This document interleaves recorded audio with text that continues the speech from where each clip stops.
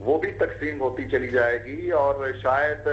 وہ نتائج جو مختصر مدت میں ہم حاصل کرنا چاہتے ہیں وہ بھی دور تر ہوتے چلے جائیں. اور اس میں ملک صاحب ایک پہلو جو بڑا توجہ طلب ہے اور جو تشویش طلب بھی ہے اور جس پہ بڑا رنج ہوتا ہے سوچنے والے لوگوں کو کہ بڑی بھاری کیجویلٹیز کی خبریں جو کم از کم اخبارات کی حد تک آئی ہیں ہمارے ان نوجوانوں کی ہیں، افسروں کی ہیں، جانبازوں کی ہیں، سپاہیوں کی ہیں جو اس آپریشن میں حصہ لے رہے ہیں، تو یہ ایک اچھی خاصی بھاری قیمت ہے جو ادا کی جا رہی ہے. لہٰذا میرا خیال اب بھی یہ ہے اور میں اکثر اپنی رائے دیتا رہتا ہوں کہ جس طرح کسی جنگ کے موقع پر ایک جنگی کونسل بنا دی جاتی ہے، شاید یہ بھی ایسا ہی وقت ہے کہ قومی کونسل 5-7 لیڈرز کی یا اس سے زیادہ لوگوں کی بنا دی جائے جو ڈے ٹو ڈے افیئرز کو ڈیل کرے، جس میں فوج بھی شامل ہو اور جس میں اس آپریشن کو جلد سے جلد ختم کرنے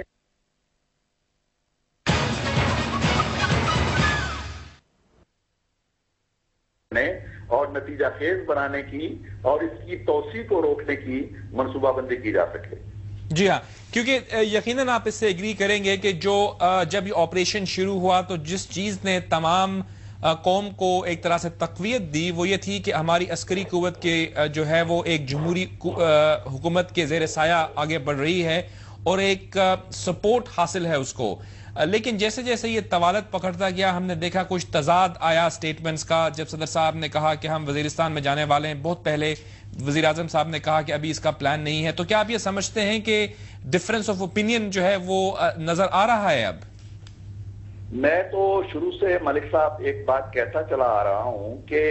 قوم نے چاہے کتنی ہی یکجہتی کا مظاہرہ کیا ہو اور کتنا ہی اس کو اس آپریشن کی پشت پہ آ کے کھڑی ہوئی ہو، ایک طرح کا کنفیوژن عوام کے ذہنوں میں موجود ہے، میڈیا کے ذہنوں میں موجود ہے، ہم لکھنے والوں کے ذہنوں میں موجود ہے، اور وہ یکسوئی جس سے ترانے جنم لیتے ہیں اور جس سے نغمے جنم لیتے ہیں اور جس سے ایک جذبہ نمو پاتا ہے، وہ ابھی تک ہماری قوم کے اندر پیدا نہیں ہوئی. اور اس کے بیسیوں اسباب ہیں.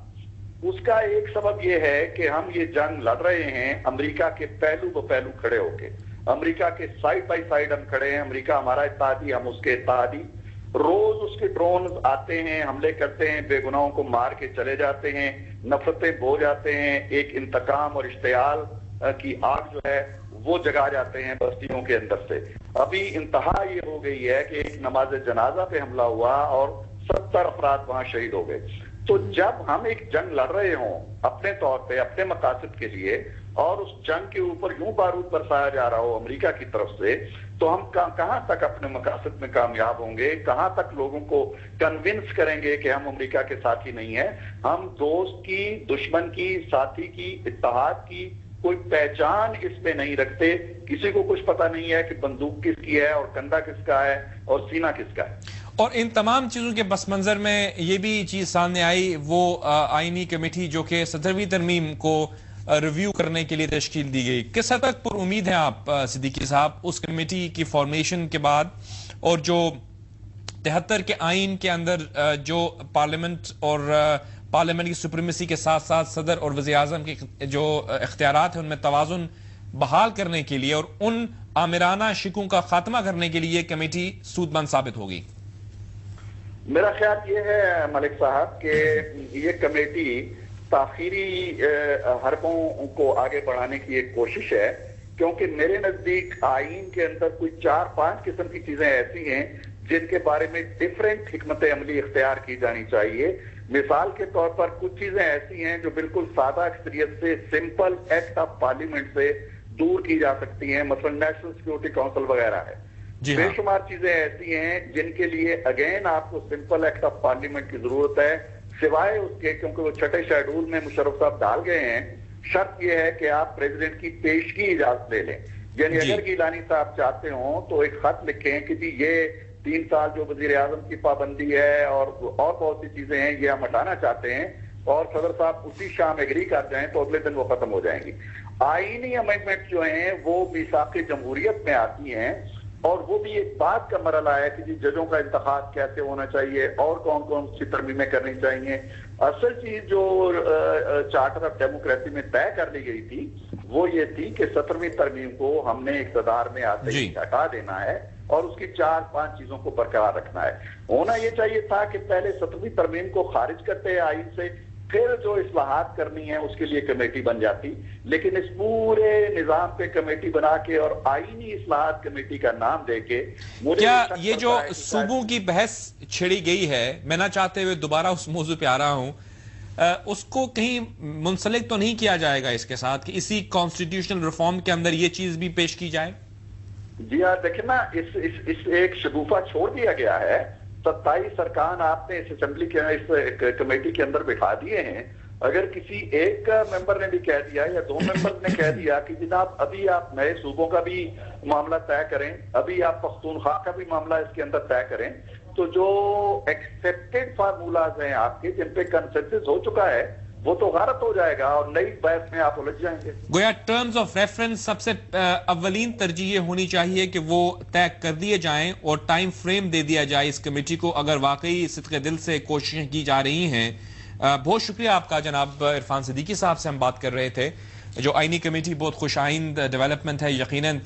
جو ہمارا 73 کا آئین ہے اس کو بحال کرنے کے لیے اور ان شکوں کا خاتمہ کرنے کے لیے جو کہ ایک عامر نے اپنے دور میں کی تھی, اس کے لیے مبصرین کی رائے اس میں یہی ہے کہ جو ٹرمز آف ریفرنس ہیں اس کمیٹی کے وہ واضح ہو جانے چاہیے بہت جلد کہ کیا اس کا سکوپ ہوگا, کیونکہ اگر اس میں مزید ایسی بحث چھیڑ دی جاتی ہے, ایسی سفارشات کوئی ممبر پیش کر دیتا ہے جس سے یہ بحث مزید لمبی ہو جائے, جس کا ایک ایگزامپل ہم دیکھ رہے ہیں صوبوں کے حوالے سے جو بات کی جاتی ہے, اور یا پھر دوسری چیز جو بہت اہمیت کی حامل ہے وہ ایک ٹائم فریم, کہ یہ کمیٹی کو ایک ٹائم دے دیا جائے جس ٹائم کے اندر اس نے یہ فیصلہ کرنا ہے اور سفارشات سامنے رکھنی ہے, تو یقیناً یہ ہمارے ملک میں جمہوریت کو تقویت دینے کے لیے بہت ہی خوش آئند ڈیولپمنٹ ہوگی. اس کے ساتھ ساتھ ہم آپریشن کے حوالے سے بھی بات کرتے ہیں, اور کیونکہ اس پروگرام میں ہماری کوشش یہ ہوتی ہے کہ ہم بین الاقوامی اینگل سے بھی اس کو دیکھیں, تو بریک کے بعد ہماری کوشش ہوگی کہ ہم بیرون ملک چلیں اور وہاں موجود مبصرین سے پاکستان میں ہونے والی صورتحال کی طرف ایک ان کی ویو پوائنٹ لیں, ایک چھوٹی سی بریک کے بعد.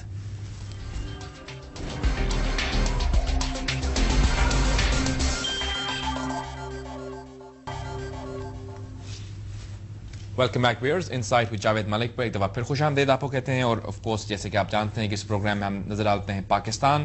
میں ہونے والے واقعات کو بین الاقوامی تناظر میں. بریک سے پہلے ہم نے بات کی پاکستان میں, وہاں پہ ہماری ڈسکشنز ہوئی نہ صرف آپریشن کے حوالے سے جو طوالت پکڑ رہا ہے اس کے حوالے سے کافی کنسرنز پائی جاتی ہیں, بلکہ ایک اور چیز ہم نے بھی زیر بحث لائی کہ ہمارے جو صوبوں کی ڈسکشن شروع کر دی گئی ہے, کیا یہ اس وقت کرنی ضروری تھی؟ آج جو ہمارے ملک کو اتنے بڑے بڑے چیلنجز کا سامنا ہے, کیا یہ بحث چھیڑنے کا,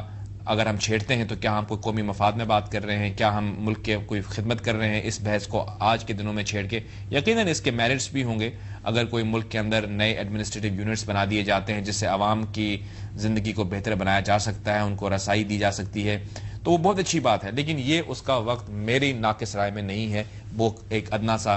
جرنلسٹ ہونے کی حیثیت سے میں یہ سمجھتا ہوں کہ ہمارے اس وقت بہت بڑے بڑے چیلنجز ہیں, اور اگر ہم توجہ اس کی طرف رکھیں تو شاید یہ ہمارے ملک کے لیے بھی اور ہمارے لیے بھی بہتر ہوگا. اس کے علاوہ ایک اور چیز جو کہ 17ویں ترمیم کے خاتمے کے حوالے سے جو کمیٹی سامنے آئے, جس کے اندر ہم یہ جانتے ہیں کہ آئینی ترامیم کے ساتھ ساتھ کانسٹیٹیوشن کو ریویو کرے گی, آئینی کمیٹی ہوگی, کیا وہ اپنے مقاصد اگر واضح کر دے, ٹرمز آف ریفرنسز جلد از جلد سامنے آئیں اور ایک ٹائم فریم رکھ دیا جائے تو یہ زیادہ بہتر ہوگا. دہشت گردی کے خلاف جنگ کے بارے میں بھی ہم بات کر رہے ہیں. آج بھی ایک انفارچونیٹ واقعہ پاکستان کے ایک اہم شہر راولپنڈی میں دھماکہ